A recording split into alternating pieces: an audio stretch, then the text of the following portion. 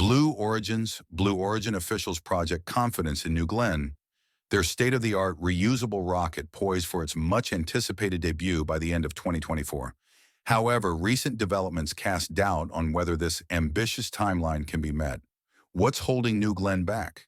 And how has Jeff Bezos responded to these challenges? Let's dive into the details in today's episode of Alpha Tech. Currently, New Glenn stands fully integrated on the test stand at Space Launch Complex 36, located at Cape Canaveral Space Force Station.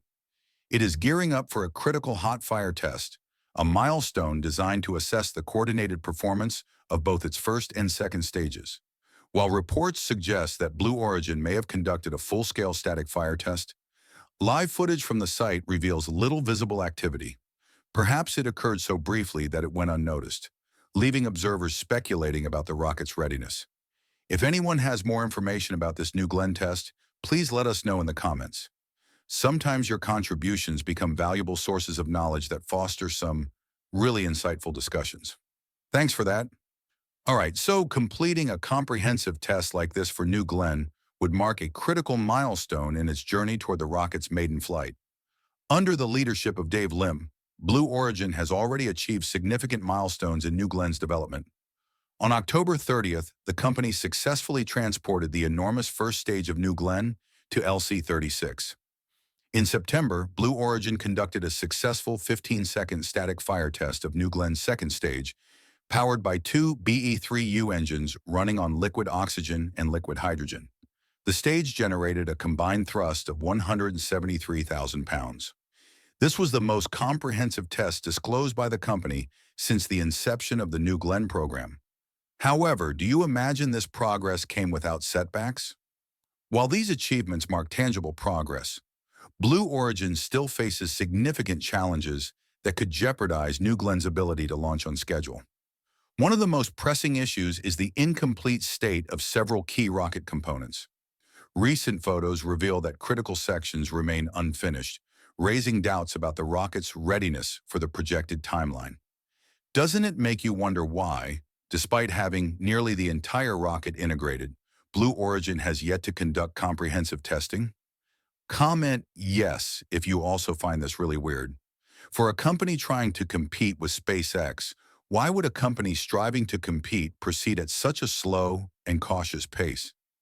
Is this meticulous caution for testing, or are there deeper technical setbacks anchoring the company and delaying a full-scale static fire test? Even if, by the time this video airs, Blue Origin has completed the static fire test, it still took 2 months for New Glenn to sit idly on the launch pad with no apparent progress. Previously, whilst stationary on the launch pad, the New Glenn rocket was lowered once. These delays and erratic movements hint at potential issues with the rocket itself or the launch support systems. If the problem lies with the vehicle, it could stem from the BE-4 engines, inconsistencies in hardware, or complications with the fueling system. Alternatively, the launch infrastructure might be at fault, potentially due to issues with fuel handling, the connection between the rocket and ground equipment, or safety protocols. Without an official explanation from Blue Origin, speculation abounds. However, both scenarios highlight a lack of readiness that tarnishes the company's image. The situation has amplified skepticism about Blue Origin's ability to compete in the modern space race.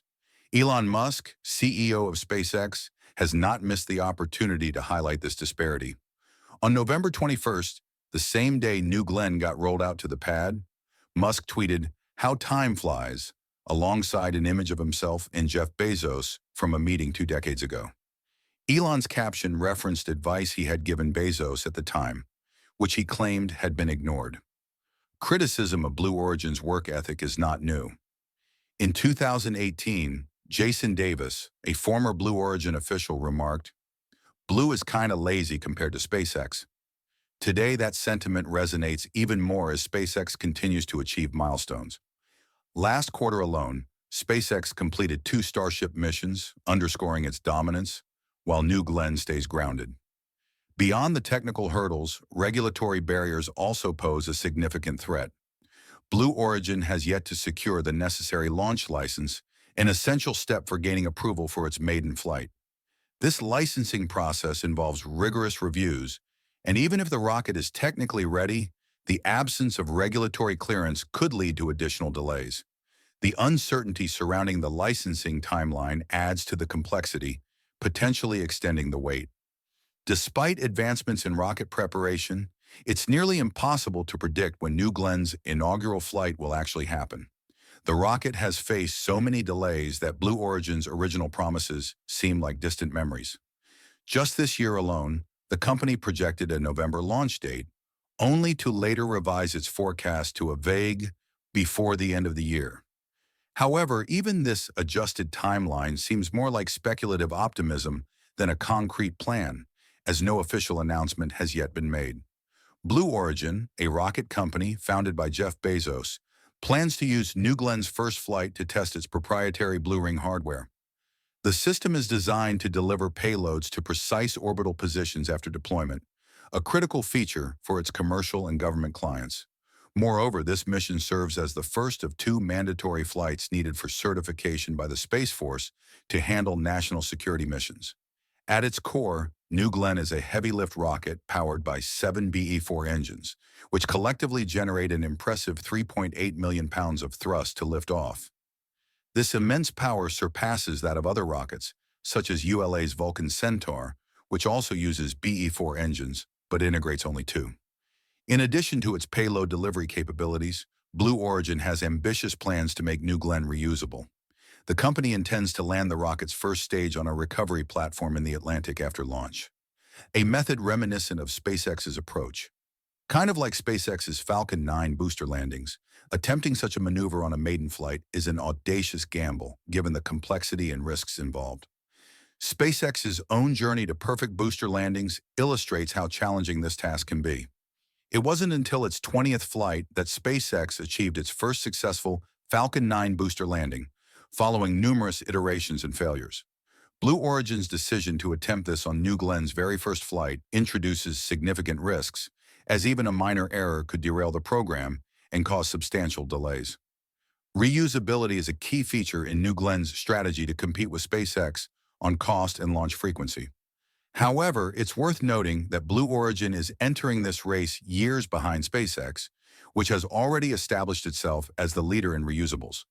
For Blue Origin to bridge this gap, it must execute flawlessly, something that will be exceedingly difficult given the current stage of its program. But in reality, this gap is inevitable due to the fundamental differences in the approaches and development strategies of SpaceX and Blue Origin. These differences have shaped the divergent trajectories of the two space rivals in the commercial space race. While SpaceX has surged ahead with its bold, test fast, fail fast, fix fast philosophy, Blue Origin's more cautious approach has left it struggling to keep pace. SpaceX's philosophy fosters a culture of relentless innovation. By conducting frequent tests and embracing the risk of failure, the company identifies flaws early and implements rapid fixes, creating a virtuous cycle of continuous improvement. Take the Starship program as an example. Within a few months, SpaceX conducted numerous pressure tests, static fires, and flight tests, even learning from spectacular failures like the SN8 and SN9 prototypes. These so-called failures were stepping stones, providing critical data that propelled SpaceX toward groundbreaking progress in record time. In contrast, Blue Origin opts for a meticulous and risk-averse strategy, prioritizing exhaustive analysis and planning before attempting major milestones. While this reduces the likelihood of catastrophic early failures, it significantly slows the company's overall progress. The development of New Glenn, for instance, began in 2012, but has yet to achieve its first orbital flight. With limited testing compared to SpaceX, Blue Origin has missed opportunities to discover and address design issues early, prolonging its development timeline. Despite this, Jeff Bezos believes his company, Blue Origin, will one day become a bigger company than Amazon. I think it's going to be the best business that I've ever been involved in, but it's going to take a while, Bezos said Wednesday at the New York Times Dealbook Summit.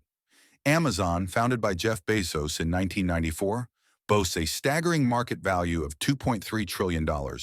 In contrast, Blue Origin, which Bezos established in 2000, has never publicly disclosed its valuation. Unlike Amazon, Blue Origin is entirely funded by Bezos himself through the sale of his Amazon stock. Over the years, Blue Origin has focused on suborbital missions, flying tourists and conducting research at the edge of space, a journey Bezos personally experienced. The company's ambitious portfolio extends beyond rockets and spacecraft, including space stations and lunar landers. Its next major milestone is the launch of the massive New Glenn rocket into orbit, a mission Bezos describes as being very, very close to becoming a reality. Despite the fierce competition in the space industry, Bezos acknowledged SpaceX as very good competitors. Reflecting on the dynamic between business and politics, he echoed sentiments similar to those shared by OpenAI CEO Sam Altman earlier in the day. Addressing concerns about Elon Musk's ties to President-elect Trump, Bezos remarked, "I take at face value what has been said, that Elon is not going to use his political power to advantage his own companies or disadvantage competitors." And that wraps up today's episode. Thanks for watching, and we'll see you next time.